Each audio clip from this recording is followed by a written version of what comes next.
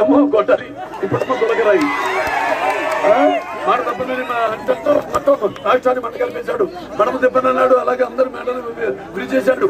అలాగే ఏదో వాళ్ళందరూ ఆస్తిలో వాటాడుతాడు. నాక చెల్లెలంటాడు. మరి మీ అందరూ ఉసురు మోసుకుంటాడు. ఇప్పుడు అమరావతి రాజధాని పాలన చేస్తున్నాడు. నాయకుడిని అంటాడు, నయం ఉంచుకుడిగా మారాడు. అలాగే తవ్వి తన కట్ట కావడం ఎంత ఉందో, ఎంత ముదిరిపోయిందో చూపించాడు. ఇక నీ ఆటలు సాగవు జగన్ అని మీరందరూ సమాధానం చెప్పాలి. నీ అధికార మతం అదే మతమే. నీ నమ్ముడు విడిచి నీ బొమ్మను వచ్చి నీ బ్రతుకు ఏ పడితో చెప్పి ఎన్నికల సమయం దగ్గరలో ఉంది. జగన్ ప్రజల యొక్క తీర్పు ఎంత గట్టిగా నీకు పడుతుందో, ప్రజలు పెట్టిన కష్టాలకు దాన్ని రుచే పడుతుందో రేపు ఎన్నికల్లో చూపించబోతున్నాం మనం. అలా వాడి యొక్క గుండె మంట అతన్ని ఓడించి అతని ఇంటికి తరిమే వరకు మంట చల్లారకూడదు. అలాగే ఇది ప్రతి అతనికి కుంభస్థలాన్ని గుద్ది అమ్మనిపించాలి. ఇది ప్రతి తెలుగు వాడి పౌరుషం. అతని ఇంటికి తరిమే వరకు ఆ రోషం నిద్రపోకూడదు అని మీ అందరికీ మనవి చేసుకుంటున్నాను. హిందూపురం ఇప్పుడు నందమూరిపురం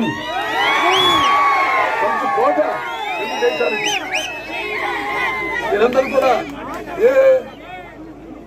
మీకు అభివృద్ధి కావాలా, అరాచకం కావాలా, లేకపోతే మీకు సంక్షేమం కావాలా, మీకు విధ్వంసం కావాలా, లేకపోతే మీకు చీకటి యుగం కావాలా, లేకపోతే మీకు సమర్థమైన పాలన కావాలా, రాక్షసుడి పాలన కావాలా, తేల్చుకోవాల్సింది మీరు.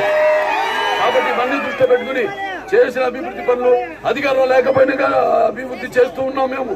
వాళ్ళు ఎన్టీఆర్ ఆరోగ్య రథం అందరం కలిసాం. నేను ఒంటరి అంటున్నాను. ఎవడో ఉన్నాడు ఒంటరి అని చేస్తాను. తల్లిని చెల్లిని ఇంట్లోకి గెట్టేశాడు. ఏదో దుష్టం ఇక్కడ ఇన్ఛార్జ్ మినిస్తున్నాడు.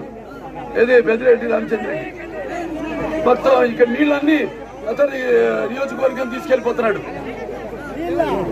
ఎక్కడ చూస్తే అక్కడ రాష్ట్రం అంతా హోర్డింగ్ నేను చేద్దాం ఉంటా. వాళ్ళకు మన గుడికడ వేయించుకోవడానికి లాగా సిద్ధం. అతని రాక్షసత్వం ముదిరిపోయింది. పైశాచికం.